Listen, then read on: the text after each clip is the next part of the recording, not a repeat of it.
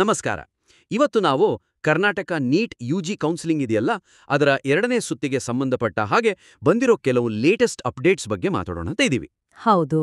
ಅಂದ್ರೆ ಹೊಸ ಸೀಟುಗಳು ಬಂದಿದೆ, ಆಮೇಲೆ AIQ ಇಂದ ವಾಪಸ್ ಹೋಗೋಕೆ ಕೆಲವೊಂದು ಬದಲಾವಣೆಗಳಾಗಿದೆ. ಇದೆಲ್ಲ ಸ್ಟೂಡೆಂಟ್ಸ್ ಮೇಲೆ ಖಂಡಿತ ಪರಿಣಾಮ ಬೀರುತ್ತಲ್ವಾ? ಖಂಡಿತ ಖಂಡಿತ. ಸೊ ಈ ಮಾಹಿತಿಯನ್ನ ಈಗ ಹೇಗೆ ಕೊಟ್ಟಿದ್ದಾರೆ, ಅದನ್ನ ಇನ್ನೂ ಚೆನ್ನಾಗಿ ಹೇಗೆ ಹೇಳ್ಬೋದು ಅಂತ ಸ್ವಲ್ಪ ನೋಡೋಣ. ಸರಿ. ಮೊದಲಿಗೆ ಈ ಅಪ್ಡೇಟ್ಸ್ ಅಲ್ಲಿ ಏನಿದೆ ಅಂತ ಒಮ್ಮೆ ನೋಡ್ಬಿಡೋಣ. KEA ಅಂದ್ರೆ ಕರ್ನಾಟಕ ಪರೀಕ್ಷಾ ಪ್ರಾಧಿಕಾರ ಅವರು ಶೀಘ್ರದಲ್ಲಿ ಸೆಕೆಂಡ್ ರೌಂಡ್ ಸೀಟ್ ಅಲಾಟ್ಮೆಂಟ್ ಲಿಸ್ಟ್ನ ರಿವೈಸ್ ಮಾಡಿ ಕೊಡ್ತಾರಂತೆ. ಯಾಕಂದ್ರೆ NMC ಇಂದ ಅಪ್ರೂವ್ ಆಗಿರೋ ಹೊಸ ಮೆಡಿಕಲ್ ಸೀಟ್ಗಳು ಆಡ್ ಆಗಿದೆಯಲ್ಲ, ಅದಕ್ಕೆ. ಇದು ಯಾವತ್ ಬರುತ್ತೆ ಅಂದ್ರೆ MCCದು AIQ ಸೆಕೆಂಡ್ ರೌಂಡ್ ರಿಸಲ್ಟ್ಸ್ ಬಂದ ಮೇಲೆ. ಓಕೆ. ಆಮೇಲೆ ಇನ್ನೊಂದು ತುಂಬಾ ಇಂಪಾರ್ಟೆಂಟ್ ಪಾಯಿಂಟ್. ಯಾರ್ಗೆ AIQ ಅಲ್ಲಿ ಸೀಟ್ ಸಿಕ್ಕಿರುತ್ತೋ ಅವರು ಸ್ಟೇಟ್ ಕೌನ್ಸಿಲಿಂಗ್ ಇಂದ ವಾಪಸ್ ಹೋಗ್ಬೇಕು ಅಂದ್ರೆ ಫೈನ್ ಇಲ್ದೆ ಹೋಗಕ್ಕೆ KEA ಪರ್ಮಿಷನ್ ಕೊಟ್ಟಿದೆ. ಇದು ದೊಡ್ಡ ವಿಷಯ. ಹೌದು, ಇದು ಬಹಳ ಮುಖ್ಯವಾದ ವಿಷಯ. ಇದ್ರ ಜೊತೆಗೆ ಈ 2025-26 ಇಸವಿಯಿಂದ 8 ಗವರ್ನಮೆಂಟ್ ಮೆಡಿಕಲ್ ಕಾಲೇಜುಗಳಲ್ಲಿ 15% NRI ಕೋಟಾ ತಂದಿದ್ದಾರೆ. ಬೆಂಗಳೂರು, ಮೈಸೂರು, ಬೆಳಗಾವಿ, ಆಮೇಲೆ ಕಲಬುರಗಿ, ಚಿಕ್ಕಬಳ್ಳಾಪುರ, ಹಾಸನ, ರಾಯಚೂರು, ವಿಜಯನಗರ. ಓ, 8 ಕಾಲೇಜುಗಳು. ಹೌದು. ಪ್ರತಿ ಸೀಟಿಗೆ 25 ಲಕ್ಷ ರೂಪಾಯಿ ಫೀಸ್ ಅಂತೆ ವರ್ಷಕ್ಕೆ. ಈ NRI ಕೋಟಾ ಮತ್ತೆ ಬೇರೆ ಎಲ್ಲ ಸೇರಿ ಒಟ್ಟು 400 ಹೊಸ ಸೀಟುಗಳು ಬಂದಿವೆ. ಅಂದ್ರೆ ಒಟ್ಟು ಸೀಟುಗಳು 9,263ರಿಂದ ಈಗ 9,663ಕ್ಕೆ ಏರಿದೆ. ನೀವು ಹೇಳ್ದ ಹಾಗೆ ಇವೆಲ್ಲ ನಿಜಕ್ಕೂ ಬಹಳ ಮುಖ್ಯವಾದ ಅಪ್ಡೇಟ್ಸು. ಆದರೆ ಈ ಮಾಹಿತಿಯನ್ನ ಒಟ್ಟಾರೆಯಾಗಿ ನೋಡಿದಾಗ ಅದನ್ನ ತಿಳಿಸಿರೋ ರೀತಿನಲ್ಲೇ ಒಂದ್ ಸಣ್ಣ ಕೊರತೆ ಕಾಣಿಸ್ತಿದೆ ನನಗೆ. ಓ, ಹಾಗೇನೋ? ಅಂದ್ರೆ ಈ ಅಪ್ಡೇಟ್ ಮಾಹಿತಿಯನ್ನ ನೇರವಾಗಿ ಕೊಟ್ಟಿದೆ ಸರಿ, ಆದ್ರೆ ಇದು ಬೇರೆ ಬೇರೆ ಗುಂಪಿನ ವಿದ್ಯಾರ್ಥಿಗಳ ಮೇಲೆ ಹೇಗೆ ಸ್ಪೆಸಿಫಿಕ್ ಆಗಿ ಪರಿಣಾಮ ಬೀರುತ್ತೆ ಅನ್ನೋದನ್ನ ಸ್ಪಷ್ಟವಾಗಿ ವಿಂಗಡಿಸಿ ಹೇಳಿಲ್ಲ ಅಂತ ನನಗನ್ಸ್ತು. ಹೌದು, ನೀವು ಹೇಳಿದ್ ಗಮನಿಸ್ತೆ ನಾನು. ಎಲ್ಲ ವಿಷಯಗಳು ಅಂದ್ರೆ ಆ ರಿವೈಸ್ಡ್ ಲಿಸ್ಟ್, ಪೆನಾಲ್ಟಿ ಇಲ್ದೆ ವಾಪಸ್ ಹೋಗೋದು, ಹೊಸ ಸೀಟುಗಳು, NRI ಕೋಟಾ ಎಲ್ಲ ಒಂದ್ರ ಹಿಂದೆ ಒಂದು ಹೇಳಿದ ಹಾಗೆ ಇದೆ. ಅದ್ರಲ್ಲಿ ತಪ್ಪೇನಿಲ್ಲ. ಆದ್ರೆ ಅದ್ರಿಂದ ಆಗೋ ಸಮಸ್ಯೆ ಏನಾಗಬಹುದು ಅಂದ್ರೆ, ನೋಡಿ, ಪ್ರತಿಯೊಬ್ಬ ವಿದ್ಯಾರ್ಥಿಯ ಪರಿಸ್ಥಿತಿ ಬೇರೆ ಬೇರೆ ಇರುತ್ತಲ್ವಾ? ಉದಾಹರಣೆಗೆ, ಈಗ ಆಲ್ರೆಡಿ AIQ ರೌಂಡ್ 2 ಅಲ್ಲಿ ಸೀಟ್ ಸಿಕ್ಕಿರೋ ಒಬ್ಬ ವಿದ್ಯಾರ್ಥಿಗೆ ಸ್ಟೇಟಿಂದ ಹೇಗೆ ಹೊರಗಡೆ ಬರಬೇಕು ಫೈನ್ ಇಲ್ಲದೆ ಅನ್ನೋದು ಮುಖ್ಯವಾಗಿರುತ್ತೆ. ಅವ್ರಿಗೆ NRI ಕೋಟಾ ವಿವರ ಅಷ್ಟೊಂದು ಇಂಪಾರ್ಟೆಂಟ್ ಆಗ್ದಿರಬಹುದು. ಹೌದು, ನಿಜ. ಹಾಗೇನೆ ಸ್ಟೇಟ್ ಕೋಟಾದಲ್ಲಿ ಒಳ್ಳೆ ಸೀಟಿಗಾಗಿ ಕಾಯ್ತಿರೋ ವಿದ್ಯಾರ್ಥಿಗೆ ಈ ದಂಡವಿಲ್ಲದ ನಿರ್ಗಮನ ಸುದ್ದಿ ಇದೆಯಲ್ಲ, ಅದು ತುಂಬಾನೇ ಮುಖ್ಯ ಆಗಬಹುದು. ಯಾಕಂದ್ರೆ ಕೆಲವರು ಹಾಗೆ ಹೋದ್ರೆ ಇಲ್ಲಿ ಸೀಟುಗಳು ಖಾಲಿ ಆಗುತ್ತೆ ಅಲ್ವಾ? ಖಂಡಿತ. ಈಗಿರೋ ರೀತಿನಲ್ಲೇ ಎಲ್ಲ ಒಂದೇ ಫ್ಲೋ ಅಲ್ಲಿ ಕೊಟ್ಟಿರೋದ್ರಿಂದ ವಿದ್ಯಾರ್ಥಿಗಳು ತಮ್ಗೆ ಬೇಕಾದ ಸ್ಪೆಸಿಫಿಕ್ ಮಾಹಿತಿಯನ್ನ ಹುಡುಕೋಕೆ ಸ್ವಲ್ಪ ಕಷ್ಟಪಡಬೇಕಾಗಬಹುದು. ಅಥವಾ ಏನಾದ್ರೂ ಒಂದು ಇಂಪಾರ್ಟೆಂಟ್ ಪಾಯಿಂಟ್ ಅವರ ಗಮನಕ್ಕೆ ಬಾರದೇ ಹೋಗೋ ಚಾನ್ಸ್ ಕೂಡ ಇದೆ ಅಲ್ವಾ? ಅಂದ್ರೆ ಎಲ್ಲರಿಗೂ ಒಂದೇ ಥರ ಮಾಹಿತಿ ಕೊಟ್ಟ ಹಾಗೆ ಆಗಿದೆ. ಅವರವರ ಅಗತ್ಯಕ್ಕೆ ತಕ್ಕಂತೆ ಟಾರ್ಗೆಟ್ ಮಾಡಿಲ್ಲ. ನೀವು ಹೇಳೋದು ನಿಜ. ಸಾವಿರಾರು ಜನ ಸ್ಟೂಡೆಂಟ್ಸ್ ಇದಕ್ಕಾಗಿ ಕಾಯ್ತಾ ಇರ್ತಾರೆ. ಅವರಲ್ಲಿ ಕನ್ಫ್ಯೂಷನ್ ಆಗ್ಬಾರ್ದು. ಹಾಗಾದ್ರೆ ಇದನ್ನ ಹೇಗೆ ಸರಿಪಡಿಸಬಹುದು? ಇದಕ್ಕೆ ಒಂದು ಸರಳವಾದ ಸೊಲ್ಯೂಷನ್ ಇದೆ ಅನ್ಸುತ್ತೆ. ಮಾಹಿತಿಯನ್ನ ಅಭ್ಯರ್ಥಿಗಳ ಗುಂಪುಗಳ ಆಧಾರದ ಮೇಲೆ ವಿಂಗಡಿಸಿ ಹೇಳಿದ್ರೆ ಅದು ಹೆಚ್ಚು ಪರಿಣಾಮಕಾರಿಯಾಗಿರುತ್ತೆ. ಅಂದ್ರೆ ಗ್ರೂಪ್ಸ್ ವೈಸ್? ಹೌದು.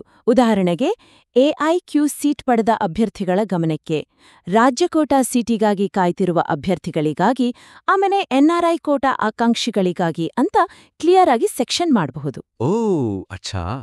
ಹೀಗೆ ಮಾಡಿದ್ರೆ ಪ್ರತಿಯೊಬ್ಬರೂ ತಮಗೆ ಸಂಬಂಧಪಟ್ಟ ಸೆಕ್ಷನ್ ಮೊದಲು ನೋಡಿ ಅವರ ಪ್ರಶ್ನೆಗಳಿಗೆ ಉತ್ತರ ತಕ್ಷಣ ಸಿಗುತ್ತೆ. ಟೈಮ್ ಸೇವ್ ಆಗುತ್ತೆ ಮತ್ತೆ ಕ್ಲಾರಿಟಿನೂ ಜಾಸ್ತಿ ಆಗುತ್ತೆ. ಹೌದು, ಅದು ಖಂಡಿತವಾಗ್ಲೂ ಒಂದು ಆರ್ಗನೈಸ್ಡ್ ಅಪ್ರೋಚ್.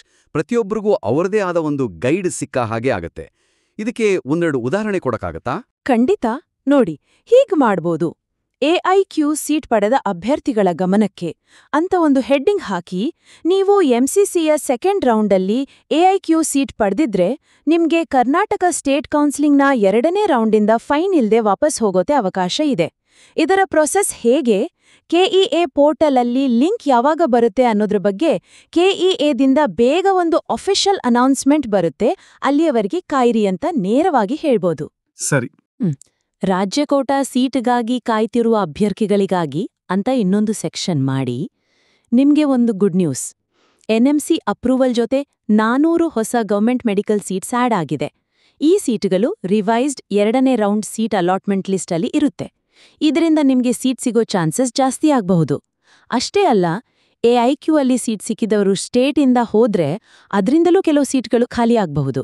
ಸೊ ರಿವೈಸ್ಡ್ ಲಿಸ್ಟ್ಗಾಗಿ ಕೆಇಎ ಪೋರ್ಟಲ್ ರೆಗ್ಯುಲರ್ ಆಗಿ ಚೆಕ್ ಮಾಡ್ತಾ ಇರಿ ಅಂತ ಹೇಳಿದ್ರೆ ಒಂದು ಭರವಸೆನೂ ಸಿಗುತ್ತೆ, ಮಾಹಿತಿನೂ ಸಿಗುತ್ತೆ. ಅದು ಚೆನ್ನಾಗಿದೆ. ಎನ್ಆರ್ಐ ಕೋಟಾ ಆಕಾಂಕ್ಷಿಗಳಿಗಾಗಿ ಅಂತ ಪ್ರತ್ಯೇಕವಾಗಿ ಈ ವರ್ಷದಿಂದ 8 ಸರ್ಕಾರಿ ಮೆಡಿಕಲ್ ಕಾಲೇಜುಗಳಲ್ಲಿ ಒಟ್ಟು 400 ಸೀಟುಗಳು, 15% ಕೋಟಾ ಎನ್ಆರ್ಐ ಕ್ಯಾಂಡಿಡೇಟ್ಸ್ಗೆ ರಿಸರ್ವ್ ಆಗಿದೆ. ವರ್ಷಕ್ಕೆ 25 ಲಕ್ಷ ರೂಪಾಯಿ ಫೀಸ್. ಈ ಕೋಟಾದಲ್ಲಿ ಅಪ್ಲೈ ಮಾಡೋದು ಹೇಗೆ, ಏನು ಎಲಿಜಿಬಿಲಿಟಿ, ಲಾಸ್ಟ್ ಡೇಟ್ ಯಾವುದು, ಈ ಎಲ್ಲ ಡೀಟೇಲ್ಸ್ ಇರೋ ಒಂದು ಸಪರೇಟ್ ನೋಟಿಫಿಕೇಷನ್ನ ಕೆಇಎ ಬೇಗನೆ ಅನೌನ್ಸ್ ಮಾಡುತ್ತೆ. ಆಸಕ್ತಿ ಇರೋರು ಕೆಇಎ ವೆಬ್ಸೈಟ್ ನೋಡ್ತಾ ಇರಿ. ಹೌದು, ನೀವು ಹೇಳಿದ ಈ ಐಡಿಯಾ ನನಗೆ ಬಹಳ ಮುಖ್ಯ ಅನಿಸ್ತು. ಮಾಹಿತಿಯನ್ನ ಹೀಗೆ ಗ್ರೂಪ್ ಮಾಡೋದ್ರಿಂದ ಅದು ಒಂಥರ ಪರ್ಸನಲ್ ಆಗತ್ತೆ ಮತ್ತೆ ಈಸಿಯಾಗಿ ಅರ್ಥ ಮಾಡ್ಕೋಬಹುದು. ಇದು ನಿಜಕ್ಕೂ ಒಳ್ಳೆ ಸಲಹೆ. ಈಗ ಇದೇ ಮಾಹಿತಿಯಲ್ಲಿರೋ ಇನ್ನೊಂದು ಅಂಶದ ಕಡೆ ಗಮನ ಕೊಡೋಣ, ಟೈಮ್ಲೈನ್ ಮತ್ತೆ ಏನೇನ್ ಮಾಡಬೇಕು ಅನ್ನೋದು. ಹೌದು, ಅದು ಎರಡನೇ ಮುಖ್ಯವಾದ ಪಾಯಿಂಟ್. ಕೆಲವು ತುಂಬಾ ಇಂಪಾರ್ಟೆಂಟ್ ಆಕ್ಷನ್ಸ್ ಇದೆಯಲ್ಲ, ಅದಕ್ಕೆ ಸಂಬಂಧಪಟ್ಟಾಗೆ ಸ್ಪೆಸಿಫಿಕ್ ಆದ ಸ್ಟೆಪ್ಸ್ ಅಥವಾ ಯಾವಾಗ ಆಗುತ್ತೆ ಅನ್ನೋ ಟೈಮ್ ಫ್ರೇಮ್ ಇದೆಯಲ್ಲ, ಅದರ ಕ್ಲಾರಿಟಿ ಮೂಲ ಮಾಹಿತಿಯಲ್ಲಿ ಸ್ವಲ್ಪ ಕಡಿಮೆ ಇದೆ. ನೀವು ಶೀಘ್ರದಲ್ಲಿಯೇ ಬರಲಿದೆ ಅಥವಾ ಎಂಸಿಸಿ ರಿಸಲ್ಟ್ ಬಂದ ನಂತರ ವಾಪಸ್ ಹೋಗೋಕೆ ಅವಕಾಶ ಅಂತ ಇದೆಯಲ್ಲ, ಆ ಥರ ಪದಗಳನ್ನ ಹೇಳ್ತಿದ್ದೀರಾ? ಖಂಡಿತ. ನೋಡಿ, ಈ ಪದಗಳು ಇನ್ಫಾರ್ಮೇಶನ್ ಕೊಡುತ್ತೆ ಸರಿ, ಆದ್ರೆ ನಿಖರತೆ ಕೊಡಲ್ಲ. ಸ್ಟೂಡೆಂಟ್ಸು, ಪೇರೆಂಟ್ಸು ಎಲ್ಲ ಸಹಜವಾಗಿ ತುಂಬಾ ಟೆನ್ಷನಲ್ಲಿರ್ತಾರೆ. ಅವ್ರಿಗೆ ಶೀಘ್ರದಲ್ಲಿ ಅಂದ್ರೆ ನಾಳೆನಾ, ಮುಂದಿನ ವಾರನಾ ಅಂತ ತಿಳಿಯೋ ಕುತೂಹಲ ಇರುತ್ತಲ್ವಾ? ಹೌದು ಹೌದು, ಖಂಡಿತ. ರಿವೈಸ್ಡ್ ಲಿಸ್ಟ್ ಎಕ್ಸಾಕ್ಟ್ ಆಗಿ ಯಾವಾಗ ಬರುತ್ತೆ, ಕೆಇಎ ಸಾಮಾನ್ಯವಾಗಿ ಎಷ್ಟು ಟೈಮ್ ತಗೊಳುತ್ತೆ, ಸ್ಟೇಟ್ ಕೌನ್ಸಿಲಿಂಗಿಂದ ಫೈನ್ ಇಲ್ದೆ ಹೇಗೆ ವಾಪಸ್ ಹೋಗ್ಬೇಕು, ಅದಕ್ಕೆ ಪೋರ್ಟಲಲ್ಲಿ ಏನಾದ್ರೂ ಲಿಂಕ್ ಬರುತ್ತಾ, ಅಥವಾ ಇಮೇಲ್ ಮಾಡ್ಬೇಕಾ, ಅಥವಾ ಆಫೀಸ್ಗೆ ಹೋಗ್ಬೇಕಾ, ಅದರ ಪ್ರೊಸೀಜರ್ ಏನು, ಹಾಗೇನೇ ಎನ್ಆರ್ಐ ಕೋಟಾಗೆ ಅಪ್ಲೈ ಮಾಡೋ ಎಕ್ಸಾಕ್ಟ್ ಪ್ರಾಸೆಸ್ ಏನು, ಸ್ಟಾರ್ಟಿಂಗ್ ಡೇಟ್, ಲಾಸ್ಟ್ ಡೇಟ್ ಯಾವಾಗ, ಈ ತರಹ ಪ್ರಶ್ನೆಗಳಿಗೆ ಕ್ಲಿಯರ್ ಆನ್ಸರ್ಸ್ ಬೇಕಾಗುತ್ತೆ. ಬರೀ ಶೀಘ್ರದಲ್ಲೇ ಅಂದ್ರೆ ಸಾಕಾಗಲ್ಲ. ಅದು ಸರಿ. ಅನಿಶ್ಚಿತತೆ ಇದ್ರೆ ಟೆನ್ಷನ್ ಜಾಸ್ತಿಯಾಗತ್ತೆ. ಹಾಗಾದ್ರೆ ಪೂರ್ತಿ ಎಕ್ಸಾಕ್ಟ್ ಡೇಟ್ಸ್ ಗೊತ್ತಿಲ್ಲ ಅಂದ್ರೂ ಕೂಡ ಇದನ್ನ ಇಂಪ್ರೂವ್ ಮಾಡಕ್ಕೇನ್ ಮಾಡ್ಬೋದು? ಸಾಧ್ಯವಾದಷ್ಟು ಸ್ವಲ್ಪ ಹೆಚ್ಚು ಸ್ಪೆಸಿಫಿಕ್ ಆದ ಟೈಮ್ ಫ್ರೇಮ್ಸ್ ಕೊಡೋ ಪ್ರಯತ್ನ ಮಾಡಬೇಕು. ಅಥವಾ ನೆಕ್ಸ್ಟ್ ಇನ್ಫಾರ್ಮೇಷನ್ಗೆ ಎಲ್ಲಿ ಮತ್ತೆ ಯಾವಾಗ ನೋಡ್ಬೇಕು ಅಂತ ನಿಖರವಾಗಿ ಹೇಳ್ಬೇಕು. ಪೂರ್ತಿ ಡೇಟ್ ಗೊತ್ತಿಲ್ಲ ಅಂದ್ರೂ ಹೋದ್ವರ್ಷದ ಅನುಭವದ ಮೇಲೆ ಅಥವಾ ನಾರ್ಮಲ್ ಪ್ರೋಸೆಸ್ ಪ್ರಕಾರ ಒಂದು ಅಂದಾಜು ಟೈಮ್ ಹೇಳ್ಬೋದು. ಉದಾಹರಣೆಗೆ, ಎಂಸಿಸಿ ರಿಸಲ್ಟ್ ಬಂದ ಮೇಲೆ ಸುಮಾರು 2-3 ದಿನದಲ್ಲಿ ಅಥವಾ ಮುಂದಿನ ವಾರದಲ್ಲಿ ಅಂತ. ಅಷ್ಟು ಹೇಳೋಕ್ಕಾಗಿಲ್ಲ ಅಂದ್ರೂ ಅಟ್ಲೀಸ್ಟ್ ನಿಖರವಾದ ಡೇಟು ಮತ್ತೆ ಇನ್ಸ್ಟ್ರಕ್ಷನ್ಸ್ಗಾಗಿ ಕೆಇಎ ಅಫಿಷಿಯಲ್ ವೆಬ್ಸೈಟಲ್ಲಿ ಲೇಟೆಸ್ಟ್ ಅನೌನ್ಸ್ಮೆಂಟ್ ಸೆಕ್ಷನ್ ಅನ್ನ ಪ್ರತಿದಿನ ಸಂಜೆ 5 ಗಂಟೆ ನಂತರ ಚೆಕ್ ಮಾಡಿ ಅಂತ ಒಂದು ಕ್ಲಿಯರ್ ಗೈಡೆನ್ಸ್ ಕೊಡ್ಬೇಕು. ಎಲ್ ನೋಡ್ಬೇಕು, ಯಾವಾಗ ನೋಡ್ಬೇಕು ಅಂತ ಹೇಳಿದ್ರೂ ತುಂಬಾ ಹೆಲ್ಪ್ ಆಗತ್ತೆ. ಅಂದ್ರೆ ಆಕ್ಷನ್ಗೆ ಬೇಕಾದ ಇನ್ಫಾರ್ಮೇಷನ್ ಸೋರ್ಸ್ ಯಾವುದು ಅಂತ ಕ್ಲಿಯರ್ ಆಗಿ ಹೇಳೋದು. ಇದು ಒಳ್ಳೆ ಐಡಿಯಾ. ಇದಕ್ಕೆ ಕೆಲವು ಉದಾಹರಣೆಗಳನ್ನ ಕೊಡ್ಬೋದಾ? ಖಂಡಿತ. ನೋಡಿ, ಹೀಗ್ ಟ್ರೈ ಮಾಡ್ಬೋದು. ಪರಿಷ್ಕೃತ ಪಟ್ಟಿಗಾಗಿ ಅಂತ ಹೇಳೋ ಬದಲು ಪರಿಷ್ಕೃತ 2ನೇ ಸುತ್ತಿನ ಸೀಟು ಹಂಚಿಕೆ ಪಟ್ಟಿ. ಕೆಎ ಸಾಮಾನ್ಯವಾಗಿ ಎಂಸಿಸಿಯ ಎಐಕ್ಯೂ 2ನೇ ರೌಂಡ್ ರಿಸಲ್ಟ್ಸ್ ಅಫಿಷಿಯಲ್ ಆಗಿ ಅನೌನ್ಸ್ ಆದ ನಂತರದ 2-3 ವರ್ಕಿಂಗ್ ಡೇಸಲ್ಲಿ ಸ್ಟೇಟ್ ಲಿಸ್ಟನ್ನ ರಿಲೀಸ್ ಮಾಡೋದು ವಾಡಿಕೆ. ಆದ್ರೂ ಎಕ್ಸಾಕ್ಟ್ ಡೇಟ್ ಮತ್ತೆ ಟೈಮ್ಗಾಗಿ ಕ್ಯಾಂಡಿಡೇಟ್ಸ್ ಪ್ರತಿದಿನ ಕೆಇಎ ಅಫಿಷಿಯಲ್ ವೆಬ್ಸೈಟ್ KEA.KARINIC.in ನಲ್ಲಿ ಇತ್ತೀಚಿನ ಪ್ರಕಟಣೆಗಳು, ಲೇಟೆಸ್ಟ್ ಅನೌನ್ಸ್ಮೆಂಟ್ಸ್ ಸೆಕ್ಷನ್ ಅನ್ನ ಗಮನಿಸ್ತಾ ಇರಿ ಅಂತ ಹೇಳಿದ್ರೆ ಹೆಚ್ಚು ಕ್ಲಾರಿಟಿ ಸಿಗತ್ತೆ. ಓಕೆ, ಇದು ಹೆಚ್ಚು ಸ್ಪೆಸಿಫಿಕ್ ಆಗಿದೆ. ಎಐಕ್ಯೂ ನಿರ್ಗಮನಕ್ಕಾಗಿ ಅನ್ನೋ ಕಡೆ ದಂಡವಿಲ್ಲದೆ ನಿರ್ಗಮಿಸುವ ಪ್ರಕ್ರಿಯೆ. ಎಂಸಿಸಿ ರಿಸಲ್ಟ್ಸ್ ಅಫಿಷಿಯಲ್ ಆಗಿ ಡಿಕ್ಲೇರ್ ಆದ್ಮೇಲೆ ಕೆಇಎ ಪೋರ್ಟಲ್ನಲ್ಲಿ ನಿಮ್ಮ ಲಾಗಿಂಗ್ ಮೂಲಕ seat ಹಿಂಪಡೆಯುವಿಕೆ withdrawal, seat withdraw surrender ಅಂತ ಒಂದು ಲಿಂಕ್ ಆಕ್ಟಿವೇಟ್ ಆಗೋ ಸಾಧ್ಯತೆ ಇದೆ. ಆ ಲಿಂಕಲ್ಲಿ ಕೊಟ್ಟಿರೋ ಸ್ಟೆಪ್ ಬೈ ಸ್ಟೆಪ್ ಇನ್ಸ್ಟ್ರಕ್ಷನ್ಸ್ ಅನ್ನ ಕೇರ್ಫುಲ್ ಆಗಿ ಫಾಲೋ ಮಾಡಿ. ಏನಾದ್ರೂ ಡೌಟ್ ಇದ್ರೆ ಪ್ರಾಸೆಸ್ ಶುರು ಮಾಡೋ ಮುಂಚೆ ಕೆಇಎ ಹೆಲ್ಪ್ಲೈನ್ಗೆ ಕಾಲ್ ಮಾಡಿ. ಈ ಲಿಂಕ್ ಆಕ್ಟಿವೇಟ್ ಆಗೋದ್ರ ಬಗ್ಗೆ ಒಂದು ಸಪ್ರೇಟ್ ನೋಟಿಸ್ ಬರುತ್ತೆ, ಅದಕ್ಕಾಗಿ ಕಾಯಿರಿ. ಇದು ಪ್ರಾಸೆಸ್ ಬಗ್ಗೆ ಸ್ವಲ್ಪ ಡೀಟೇಲ್ ಕೊಡುತ್ತೆ ಮತ್ತೆ ಎಲ್ಲಿ ಗಮನ ಇಡಬೇಕು ಅಂತಾನೂ ಹೇಳುತ್ತೆ. ಎನ್ಆರ್ಐ ಕೋಟಾ ಅರ್ಜಿಗಾಗಿ ಸೆಕ್ಷನಲ್ಲಿ ಎನ್ಆರ್ಐ ಕೋಟಾ ಪ್ರವೇಶ ಪ್ರಕ್ರಿಯೆ, ಎನ್ಆರ್ಐ ಕೋಟಾದಲ್ಲಿ ಅಪ್ಲೈ ಮಾಡಕ್ಕೆ ಪೂರ್ತಿ ಪ್ರೊಸೀಜರ್, ಬೇಕಾಗೋ ಡಾಕ್ಯುಮೆಂಟ್ಸ್ ಲಿಸ್ಟ್, ಉದಾಹರಣೆ passport, visa, eligibility certificates, application fees ಮತ್ತೆ ಅಪ್ಲೈ ಮಾಡಕ್ಕೆ ಸ್ಟಾರ್ಟಿಂಗ್ ಮತ್ತೆ ಲಾಸ್ಟ್ ಡೇಟ್ಸ್ ಡೀಟೇಲ್ಸ್ಗಾಗಿ ಕೆಇಎ ವೆಬ್ಸೈಟಲ್ಲಿ ಎನ್ಆರ್ಐ ಪ್ರವೇಶ 2526 ಅನ್ನೋ ಹೆಡ್ಡಿಂಗ್ ಕೆಳಗೆ ಒಂದು ಸಪ್ರೇಟ್ ಮತ್ತೆ ಡೀಟೇಲ್ಡ್ ನೋಟಿಫಿಕೇಶನ್ ಬರುತ್ತೆ. ಆಸಕ್ತಿ ಇರೋರು ಈ ನೋಟಿಫಿಕೇಶನ್ಗಾಗಿ ಕೆಇಎ ವೆಬ್ಸೈಟ್ ಅನ್ನ ತಪ್ಪದೇ ಗಮನಿಸ್ತಾ ಇರಿ. ಇದು ಬರೀ ಕೋಟಾ ಇದೆ ಅಂತ ಹೇಳೋದಲ್ಲ, ಅದಕ್ಕೆ ಸಂಬಂಧಪಟ್ಟ ಪೂರ್ತಿ ಇನ್ಫಾರ್ಮೇಷನ್ ಎಲ್ಲಿ ಸಿಗುತ್ತೆ ಅಂತ ಕ್ಲಿಯರ್ ಮಾಡುತ್ತೆ. ನೀವು ಹೇಳಿದ್ದು ತುಂಬಾನೇ ಲಾಜಿಕಲ್ ಆಗಿದೆ. ಟೈಮ್ ಲೈನ್ಸಲ್ಲಿ ಕ್ಲಾರಿಟಿ ಮತ್ತೆ ಆಕ್ಷನ್ಸ್ಗೆ ಗೈಡೆನ್ಸ್ ಕೊಡೋದು ತುಂಬಾನೇ ಇಂಪಾರ್ಟೆಂಟ್. ಈಗ 3ನೇ ಪಾಯಿಂಟ್ಗೆ ಬರೋಣ. ಇನ್ಫಾರ್ಮೇಷನ್ನ ಪ್ರೆಸೆಂಟ್ ಮಾಡೋ ಒಟ್ಟಾರೆ ಸ್ಟ್ರಕ್ಚರ್ ಅಥವಾ ರಚನೆ ಬಗ್ಗೆ. ನೀವು ಮೊದಲನೇ ಪಾಯಿಂಟಲ್ಲಿ ಗ್ರೂಪ್ಸ್ ಆಗಿ ಡಿವೈಡ್ ಮಾಡೋ ಬಗ್ಗೆ ಹೇಳಿದ್ರಿ. ಅದರ ಜೊತೆಗೆ ಇನ್ಫಾರ್ಮೇಷನ್ನ ಪ್ರಿಯಾರಿಟಿ ಅಂದ್ರೆ ಆದ್ಯತೆ ಬಗ್ಗೆ ಏನಾದರೂ ಹೇಳೋಕಿದ್ಯಾ? ಹೌದು, ಖಂಡಿತ ಇದೆ. ಇದು 3ನೇ ಮುಖ್ಯವಾದ ಇಂಪ್ರೂವ್ಮೆಂಟ್ ಏರಿಯಾ. ಅತ್ಯಂತ ಪ್ರಮುಖವಾದ ಅಥವಾ ಬಹಳಷ್ಟು ವಿದ್ಯಾರ್ಥಿಗಳ ಮೇಲೆ ಜಾಸ್ತಿ ಪರಿಣಾಮ ಬೀರೋ ಮಾಹಿತಿಗೆ ಈಗಿರೋ ಸ್ಟ್ರಕ್ಚರ್ನಲ್ಲಿ ಸಾಕಷ್ಟು ಇಂಪಾರ್ಟೆನ್ಸ್ ಅಥವಾ ಒತ್ತು ಕೊಟ್ಟಿಲ್ಲ ಅಂತ ನನ್ಗನ್ಸುತ್ತೆ. ಅಂದ್ರೆ ಎಲ್ಲಾ ಇನ್ಫಾರ್ಮೇಷನ್ ಒಂದೇ ಲೆವೆಲಲ್ಲಿ ಟ್ರೀಟ್ ಮಾಡಿದ ಹಾಗೆ ಇದೆಯಾ? ಹೌದು, ಆಲ್ಮೋಸ್ಟ್ ಹಾಗೆ ಕಾಣಿಸ್ತಿದೆ. ಈಗ ನೋಡಿ, ಎಐಕ್ಯೂ ಸೀಟ್ ಸಿಕ್ಕಿದವರಿಗೆ ಸ್ಟೇಟಿಂದ ಫೈನ್ ಇಲ್ದೆ ವಾಪಸ್ ಹೋಗೋ ಅವಕಾಶ, ಮತ್ತೆ ಸ್ಟೇಟ್ ಕೋಟಾದಲ್ಲಿ 400 ಹೊಸ ಗವರ್ನ್ಮೆಂಟ್ ಸೀಟ್ಸ್ ಆಡ್ ಆಗಿರೋದು, ಈ ಎರಡೂ ನ್ಯೂಸ್ಗಳನ್ನ ಸಾವಿರಾರು ಸ್ಟೂಡೆಂಟ್ಸ್ ತುಂಬಾನೇ ಎದುರು ನೋಡ್ತಾ ಇರ್ತಾರೆ. ಹೌದು. ಇದು ಅವರ ಡಿಸಿಷನ್ಸ್ ಮೇಲೆ ಡೈರೆಕ್ಟ್ ಆಗಿ ದೊಡ್ಡ ಇಂಪ್ಯಾಕ್ಟ್ ಮಾಡ್ಬೋದು. ಅದೇ ಮೂಲ ಮಾಹಿತಿಯನ್ನ ಓದಿದ್ರೆ ಈ ಇಂಪಾರ್ಟೆಂಟ್ ಪಾಯಿಂಟ್ಸ್ ಕಂಪ್ಯಾರಿಟಿವ್ಲಿ ಕಡಿಮೆ ಜನರಿಗೆ ಎನ್ಆರ್ಐ ಕ್ಯಾಂಡಿಡೇಟ್ಸ್ಗೆ ಸಂಬಂಧಪಟ್ಟಿರೋ ಎನ್ಆರ್ಐ ಕೋಟಾ ಡೀಟೇಲ್ಸ್ನಷ್ಟೇ ಇಂಪಾರ್ಟೆನ್ಸ್ ಸಿಕ್ಕಿದ ಹಾಗೆ ಫೀಲ್ ಆಗುತ್ತೆ. ಓಹ್ ಹೌದು. ಅಷ್ಟೇ ಅಲ್ಲ, ಒಟ್ಟು ಸೀಟುಗಳ ಸಂಖ್ಯೆ 9663ಕ್ಕೆ ಜಾಸ್ತಿಯಾಗಿದೆ ಅನ್ನೋ ಪಾಸಿಟಿವ್ ಮತ್ತು ಮುಖ್ಯವಾದ ಸುದ್ದಿ ಎಲ್ಲೋ ಕೊನೆಗೆ ಸೇರ್ಕೊಂಡಿದೆ. ಹೀಗೆ ಎಲ್ಲಾ ಪಾಯಿಂಟ್ಸ್ಗೂ ಒಂದೇ ವೇಟೇಜ್ ಕೊಟ್ರೆ ಮೆಜಾರಿಟಿಗೆ ತುಂಬಾನೇ ಮುಖ್ಯವಾದ ವಿಷಯಗಳು ಸ್ವಲ್ಪ ಮರೆ ಆದ ಹಾಗೆ ಅಥವಾ ಅದರ ಇಂಪಾರ್ಟೆನ್ಸ್ ಕಡಿಮೆ ಆದ ಹಾಗೆ ಕಾಣೋ ರಿಸ್ಕ್ ಇದೆ ಅಲ್ವಾ? ಹಾಗಾದ್ರೆ ಓದುಗರ ಗಮನ ಮೊದಲು ಅತಿ ಮುಖ್ಯವಾದ ವಿಷಯಗಳ ಕಡೆಗೆ ಹೋಗ್ಬೇಕು ಅಂತ ಹೇಳ್ತಿದ್ದೀರಾ. ಇದನ್ನ ಹೇಗೆ ಮಾಡಬಹುದು?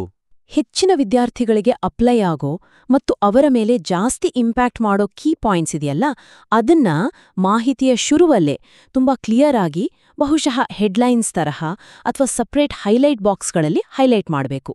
ಅದರ ಇಂಪಾರ್ಟೆನ್ಸ್ನ ಒಂದೆರಡು ಲೈನಲ್ಲಿ ಸ್ಟ್ರೆಸ್ ಮಾಡಿ ಹೇಳಬೇಕು. ಅದರ ನಂತರನೇ ಬೇರೆ ಸಪೋರ್ಟಿಂಗ್ ಡೀಟೇಲ್ಸ್, ಉದಾಹರಣೆ ರಿವೈಸ್ಡ್ ಲಿಸ್ಟ್ ಯಾವಾಗ ಬರುತ್ತೆ, ಎನ್ಆರ್ಐ ಕೋಟಾ ಡೀಟೇಲ್ಸ್, ಯಾವ ಕಾಲೇಜಲ್ಲಿ ಸೀಟ್ ಜಾಸ್ತಿಯಾಗಿದೆ ಇತ್ಯಾದಿ ಕೊಡಬೇಕು. ಇದು ಪತ್ರಿಕೋದ್ಯಮದಲ್ಲಿ ಇನ್ವರ್ಟೆಡ್ ಪಿರಮಿಡ್ ಸ್ಟೈಲ್ ಅಂತಾರಲ್ಲ, ಹಾಗೆ ಮೋಸ್ಟ್ ಇಂಪಾರ್ಟೆಂಟ್ ಫಸ್ಟ್, ಆಮೇಲೆ ಕಡಿಮೆ ಇಂಪಾರ್ಟೆಂಟ್ ಡೀಟೇಲ್ಸ್. ಇದು ಇನ್ಫಾರ್ಮೇಷನ್ ಅನ್ನ ಒಂಥರ ನ್ಯೂಸ್ ಥರ ಮತ್ತೆ ಓದೋಕೆ ಈಸಿ ಮಾಡೋ ಹಾಗೆ ಕಾಣಿಸುತ್ತೆ. ಇದಕ್ಕೆ ಒಂದು ಉದಾಹರಣೆ ಕೊಟ್ಟು ವಿವರಿಸ್ತೀರಾ? ಖಂಡಿತ. ಮಾಹಿತಿಯನ್ನ ಹೀಗೆ ರಿಆರ್ಗನೈಸ್ ಮಾಡೋಕೆ ಟ್ರೈ ಮಾಡಬಹುದು. ಮುಖ್ಯ ಶೀರ್ಷಿಕೆ: ಕರ್ನಾಟಕ ನೀಟ್ ಯುಜಿ 2025. ಎರಡನೇ ಸುತ್ತಿನ ಕೌನ್ಸಿಲಿಂಗ್ 2 ಅತ್ಯಂತ ಪ್ರಮುಖ ಅಪ್ಡೇಟ್ಸ್. ಮುಖ್ಯ ಶೀರ್ಷಿಕೆ: ಮೊದಲನೇ ಹೈಲೈಟ್. ಶೀರ್ಷಿಕೆ: ದಂಡವಿಲ್ಲದೆ ನಿರ್ಗಮನಕ್ಕೆ ಅವಕಾಶ, ಎಐಕ್ಯೂ ಸೀಟ್ ಪಡೆದವರಿಗೆ ದೊಡ್ಡ ರಿಲೀಫ್. ವಿವರಣೆ: ನೀವು ಎಂಸಿಸಿ ಮೂಲಕ ಎಐಕ್ಯೂ 2ನೇ ರೌಂಡಲ್ಲಿ ಸೀಟ್ ಪಡೆದಿದ್ರೆ, ಈಗ ನೀವು ಕರ್ನಾಟಕ ಸ್ಟೇಟ್ 2ನೇ ರೌಂಡ್ ಕೌನ್ಸಿಲಿಂಗಿಂದ ಯಾವುದೇ ಫೈನ್ ಕಟ್ಟದೆ ವಾಪಸ್ ಹೋಗಬಹುದು. ಇದು ಎಐಕ್ಯೂ ಸೀಟ್ಸ್ ಇಟ್ಕೊಳ್ಳೋಕೆ ಡಿಸೈಡ್ ಮಾಡಿರೋ ಸ್ಟೂಡೆಂಟ್ಸ್ಗೆ ತುಂಬಾ ದೊಡ್ಡ ಅನುಕೂಲ. ಈ ವಿತ್ಡ್ರಾಲ್ ಪ್ರೋಸೆಸ್ ಸ್ಟೆಪ್ಸ್ಗಾಗಿ ಕೆಇಎದಿಂದ ಬೇಗನೆ ಬರೋ ಅಫಿಷಿಯಲ್ ನೋಟಿಸ್ಗಾಗಿ ಕಾಯಿರಿ. ವಾವ್! ನಂತರದ ಮುಖ್ಯ ಮಾಹಿತಿ: ಪರಿಷ್ಕೃತ ಸೀಟು ಹಂಚಿಕೆ ಪಟ್ಟಿ. ಎಂಸಿಸಿಯ ಎಐಕ್ಯೂ 2ನೇ ರೌಂಡ್ ರಿಸಲ್ಟ್ಸ್ ಬಂದ ನಂತರ ಸಾಮಾನ್ಯವಾಗಿ 2-3 ದಿನದಲ್ಲಿ KEA revised state seat allotment ಲಿಸ್ಟನ್ನ ತನ್ನ ವೆಬ್ಸೈಟಲ್ಲಿ ಹಾಕುತ್ತೆ. ಎಕ್ಸಾಕ್ಟ್ ಡೇಟ್ಗಾಗಿ kea.kar.nic.in ನೋಡಿ. ಪರಿಷ್ಕೃತ ಸೀಟು ಹಂಚಿಕೆ ಪಟ್ಟಿ. ಇತರ ವಿವರಗಳು: ಎನ್ಆರ್ಐ ಕೋಟಾ. ಈ ವರ್ಷದಿಂದ 8 ಸರಕಾರಿ ಮೆಡಿಕಲ್ ಕಾಲೇಜುಗಳಲ್ಲಿ 15% ಕೋಟಾ, ಒಟ್ಟು 400 ಸೀಟುಗಳು ಎನ್ಆರ್ಐ ಅಭ್ಯರ್ಥಿಗಳಿಗೆ ಇದೆ. ವಾರ್ಷಿಕ ಫೀಸ್ ಪ್ರತಿ ಸೀಟಿಗೆ 25 ಲಕ್ಷ. ಅಪ್ಲಿಕೇಶನ್ ಪ್ರಾಸೆಸ್ ಮತ್ತೆ ಎಲಿಜಿಬಿಲಿಟಿ ಡೀಟೇಲ್ಸ್ಗಾಗಿ ಕೆಇಎದಿಂದ ಸಪರೇಟ್ ನೋಟಿಫಿಕೇಶನ್ ಬರುತ್ತೆ. ಹೊಸ ಸೀಟುಗಳು ಇರೋ ಕಾಲೇಜುಗಳು ಬೆಂಗಳೂರು, ಮೈಸೂರು, ಬೆಳಗಾವಿ, ಕಲಬುರಗಿ, ಚಿಕ್ಕಬಳ್ಳಾಪುರ, ಹಾಸನ, ರಾಯಚೂರು, ವಿಜಯನಗರ. ಇದು ಖಂಡಿತವಾಗ್ಲೂ ಹೆಚ್ಚು ಎಫೆಕ್ಟಿವ್ ಆಗಿ ಕಾಣ್ತಿದೆ. ಆ 2 ಅತಿ ಮುಖ್ಯವಾದ ವಿಷಯಗಳು ತಕ್ಷಣ ಕಣ್ಣಿಗೆ ಬೀಳ್ತೆ, ಅದರ ಇಂಪಾರ್ಟೆನ್ಸ್ ಅರ್ಥ ಆಗತ್ತೆ, ಆಮೇಲೆ ಉಳಿದ ಡೀಟೇಲ್ಸ್ ಆರ್ಡರಲ್ಲಿ ಬರುತ್ತೆ. ಇದು ಓದುಗರ ಗಮನ ಹಿಡಿದಿಡೋಕೆ ಹೆಲ್ಪ್ ಮಾಡತ್ತೆ. ಹೌದು, ಮೇನ್ ಉದ್ದೇಶನೇ ಅದು. ಮಾಹಿತಿಯನ್ನ ಬರೀ ಕೊಡೋದಲ್ಲ, ಅದನ್ನ ರಿಸೀವ್ ಮಾಡೋರಿಗೆ ತುಂಬಾ ಸುಲಭವಾಗಿ, ಕ್ಲಿಯರ್ ಆಗಿ, ಅವರ ಅಗತ್ಯಕ್ಕೆ ತಕ್ಕ ಹಾಗೆ ತಲುಪಿಸೋದು. ಹಾಗಾದ್ರೆ ಇವತ್ತಿನ ನಮ್ಮ ಈ ಚರ್ಚೆಯ ಮುಖ್ಯ ಅಂಶಗಳನ್ನ ಒಮ್ಮೆ ಸಮರೈಸ್ ಮಾಡೋದಾದ್ರೆ, ಕರ್ನಾಟಕ ನೀಟ್ ಯುಜಿ ಕೌನ್ಸಿಲಿಂಗಿನ ಈ ಅಪ್ಡೇಟ್ಸ್ ಮಾಹಿತಿಯನ್ನ ಇನ್ನೂ ಚೆನ್ನಾಗಿ ಮಾಡೋಕೆ 3 ಮುಖ್ಯ ಸಲಹೆಗಳನ್ನ ನಾವು ನೋಡಿದ್ವಿ. ಮೊದಲನೇದಾಗಿ, ಮಾಹಿತಿಯನ್ನ ಬೇರೆ ಬೇರೆ ಸ್ಟೂಡೆಂಟ್ ಗ್ರೂಪ್ಸ್ಗೆ, ಎಐಕ್ಯೂ ಸೀಟ್ ಸಿಕ್ಕಿದವರು, ಸ್ಟೇಟ್ ಕೋಟಾ ಕಾಯ್ತಿರೋರು, NRI ಆಕಾಂಕ್ಷಿಗಳು ತಕ್ಕ ಹಾಗೆ ಡಿವೈಡ್ ಮಾಡಿ ಕೊಡೋದು. ಇದು ಕ್ಲಾರಿಟಿ ಜಾಸ್ತಿ ಮಾಡುತ್ತೆ, ಇನ್ಫಾರ್ಮೇಷನ್ ಪರ್ಸನಲೈಸ್ ಆಗುತ್ತೆ. ಸರಿ. ಎರಡನೇದಾಗಿ, ಶೀಘ್ರದಲ್ಲೇ ಅನ್ನೋ ತರಹ ವೇಗ್ ಪದಗಳ ಬದಲು ಇಂಪಾರ್ಟೆಂಟ್ ಆಕ್ಷನ್ಸ್ಗೆ ಸಂಬಂಧಪಟ್ಟ ಹಾಗೆ ಸ್ವಲ್ಪ ಹೆಚ್ಚು ನಿಖರವಾದ ಟೈಮ್ಲೈನ್ಸ್ ಕೊಡೋದು, ಅಥವಾ ನೆಕ್ಸ್ಟ್ ಇನ್ಫಾರ್ಮೇಷನ್ಗೆ ಎಲ್ಲಿ, ಯಾವಾಗ ನೋಡ್ಬೇಕು ಅಂತ ಕ್ಲಿಯರ್ ಆಗಿ ಗೈಡ್ ಮಾಡೋದು. ಇದು ಸ್ಟೂಡೆಂಟ್ಸ್ನ ಅನಿಶ್ಚಿತತೆಯನ್ನ ಕಡಿಮೆ ಮಾಡುತ್ತೆ. ಹೌದು. ಮೂರನೇದಾಗಿ, ಅತಿ ಹೆಚ್ಚು ಸ್ಟೂಡೆಂಟ್ಸ್ ಮೇಲೆ ಪರಿಣಾಮ ಬೀಳೋ ಮೇನ್ ನ್ಯೂಸ್ಗಳನ್ನ, ಉದಾಹರಣೆಗೆ ಫೈನ್ ಇಲ್ದೆ ವಾಪಸ್ ಹೋಗೋದು, 400 ಹೊಸ ಸೀಟ್ಸು, ಮಾಹಿತಿಯ ಶುರುವಲ್ಲೇ ಹೆಡ್ಲೈನ್ಸ್ ಆಗಿ ಕೊಟ್ಟು ಅದರ ಇಂಪಾರ್ಟೆನ್ಸ್ನ ಸ್ಟ್ರೆಸ್ ಮಾಡಿ ಹೇಳೋದು. ಇದು ಮೆಸೇಜ್ನ ವೇಟ್ ಜಾಸ್ತಿ ಮಾಡುತ್ತೆ ಮತ್ತೆ ಗಮನ ಸರಿಯಾದ ಕಡೆ ಹೋಗುತ್ತೆ. ಸರಿಯಾಗಿ ಹೇಳಿದ್ರಿ. ಈ 3 ಸಲಹೆಗಳನ್ನ ಇಂಪ್ಲಿಮೆಂಟ್ ಮಾಡೋದು ಕಷ್ಟ ಏನೂ ಅಲ್ಲ. ಆದ್ರೆ ಅವು ಇನ್ಫಾರ್ಮೇಷನ್ನ ಒಟ್ಟಾರೆ ಕ್ವಾಲಿಟಿ ಮತ್ತೆ ಯೂಸ್ಫುಲ್ನೆಸ್ ಮೇಲೆ ದೊಡ್ಡ ಪಾಸಿಟಿವ್ ಇಂಪ್ಯಾಕ್ಟ್ ಮಾಡುತ್ತೆ. ಶಾರ್ಟ್ ಆಗಿ ಹೇಳ್ಬೇಕು ಅಂದ್ರೆ, ಆಕ್ಷನಬಲ್ ಸ್ಟೆಪ್ಸ್ ಹೀಗಿರಬಹುದು. 1. ಇನ್ಫಾರ್ಮೇಷನ್ ಅನೌನ್ಸ್ಮೆಂಟ್ ಅನ್ನ ಕನಿಷ್ಠ 3 ಸೆಕ್ಷನ್ ಆಗಿ ಡಿವೈಡ್ ಮಾಡಿ. AIQ withdrawal, state quota revision, NRI quota. 2.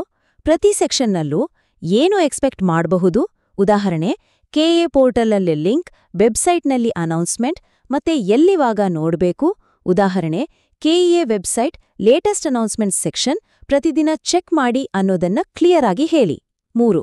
ಅನೌನ್ಸ್ಮೆಂಟ್ನ ಶುರುವಲ್ಲೇ ಆ 2 ಮೇನ್ ನ್ಯೂಸ್ಗಳನ್ನ, ಫೈನ್ ಇಲ್ಲದೆ ವಿತ್ಡ್ರಾಲ್, ಹೊಸ ಸೀಟ್ಸ್, ಬೋಲ್ಡ್ ಲೆಟರ್ಸಲ್ಲಿ ಅಥವಾ ಬಾಕ್ಸಲ್ಲಿ ಹೆಡ್ಲೈನ್ಸ್ ಆಗಿ ಕೊಡಿ. ಈ ಬದಲಾವಣೆಗಳು ಮಾಹಿತಿಯನ್ನ ಹೆಚ್ಚು ಕ್ಲಿಯರ್, ಆರ್ಡರ್ಲಿ ಮತ್ತೆ ಎಲ್ಲಕ್ಕಿಂತ ಮುಖ್ಯವಾಗಿ ಸ್ಟೂಡೆಂಟ್ ಫ್ರೆಂಡ್ಲಿ ಮಾಡುತ್ತೆ.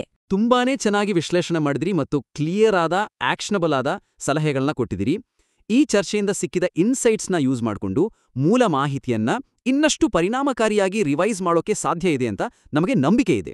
ನಿಮ್ಮ ರಿವೈಸ್ಡ್ ಇನ್ಫಾರ್ಮೇಷನ್ ಜೊತೆ ನೀವು ಮತ್ತೆ ನಮ್ಮತ್ರ ಬರೋಕೆ ನಾವು ನಿಮ್ಮನ್ನ ಇನ್ವೈಟ್ ಮಾಡ್ತೀವಿ. ಮತ್ತೊಮ್ಮೆ ಅದರ ಬಗ್ಗೆ ಚರ್ಚೆ ಮಾಡೋಣ.